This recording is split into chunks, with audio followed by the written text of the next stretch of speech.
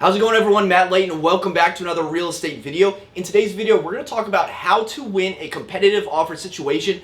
6 ways that you can win in a multiple offer bidding war situation. Guys, in the marketplace, we're seeing a lot of multiple contracts on the same property.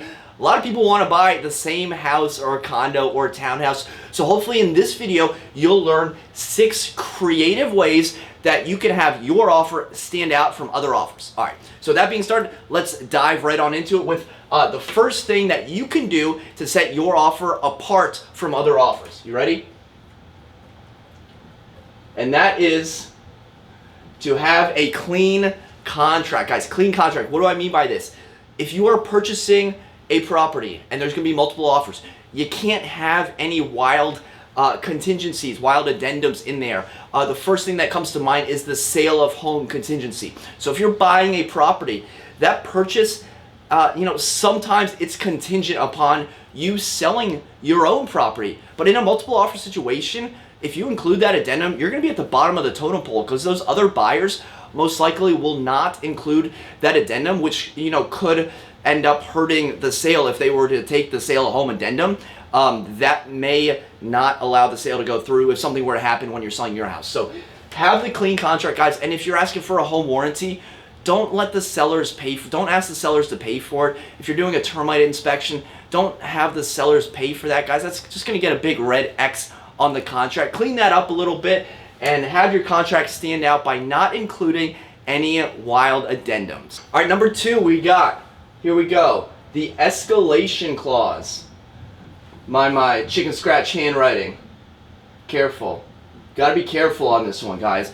The escalation clause can hurt you. It can also help you, okay? So what do I mean by this? The escalation clause, when you put in a clause that states that you're going to raise your offer a certain dollar amount over the next highest offer, usually used for multiple offers. Guys, make sure there's multiple offers on the table when you actually submit your escalation clause. I was a listing agent a couple months ago, and we got a contract for about $300,000 and an escalation of $320, but there were no other offers. So we just countered their offer at $320, and they ended up taking that offer. So that's a situation where that buyer lost $20,000 because they didn't understand, or maybe their agent really didn't understand that we only had one offer on the table. So when you're using this escalation clause, make sure you know what you're doing, okay? Make sure that there's going to be multiple offers. Make sure you understand the ramifications if it does go up to your highest price. So I would say use the escalation clause carefully, all right? Let's move on to number 3.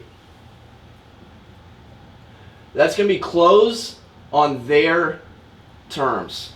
Be flexible. Guys, money matters, but timing matters as well. So figure out when the sellers want to close. Is the house vacant?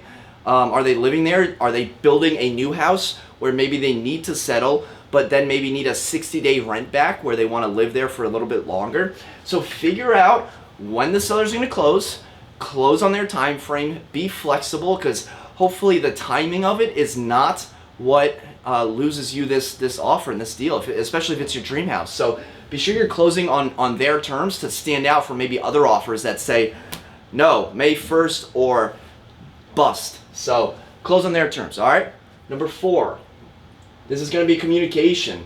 Talk with the listing agent. Figure out what's important to the sellers. Is price most important? Usually it is. What else do they want to see in a contract? Okay. So you got to talk with the agent. When are they taking offers? Is there an offer deadline? Sometimes for multiple offer situations, they take contracts Monday at 4 p.m., Tuesday at 5 p.m., or after the open house. So do you wait to that time to submit your offer? Or do you submit your offer early, put a deadline in there, and have such a competitive offer that maybe the sellers are forced to take your contract before the agent's deadline? So a little bit of gamesmanship there. Figure out the most aggressive tactic that you want to use. Do you want to put in a deadline? Do you want to wait to their own deadline, or do you want to kind of play by your own rules? So that's only done if you talk with the agent. Don't just submit your contract and sit back and wait to hear back, guys. The reactive approach is usually never the best approach. So talk with the listing agent, or if you're working with a buyer's agent, have your buyer's agent be on speed dial with that listing agent. It will help out tremendously. Okay, number 5. All right, here we go. Number 5 is to buy a new pen. No, number 5 is to include a letter, guys. Include a letter, maybe even a picture with your offer.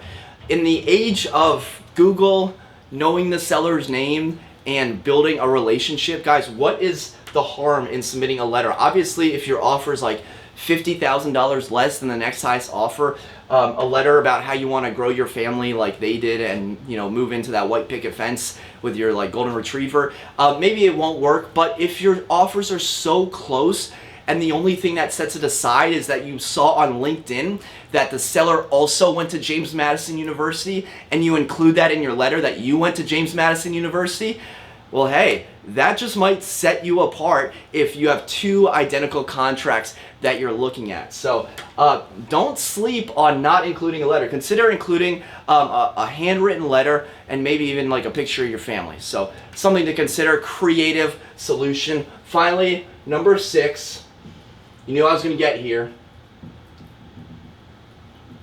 All right, close enough. Waive contingencies. Okay.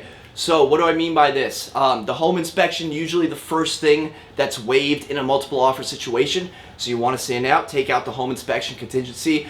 Be careful, guys. Maybe consider a pre-inspection where you get in before you submit your offer to conduct the home inspection. Maybe do a pass-fail home inspection, or you could obviously just take the home inspection out fully. Be sure you're talking with your agent so you understand the risks.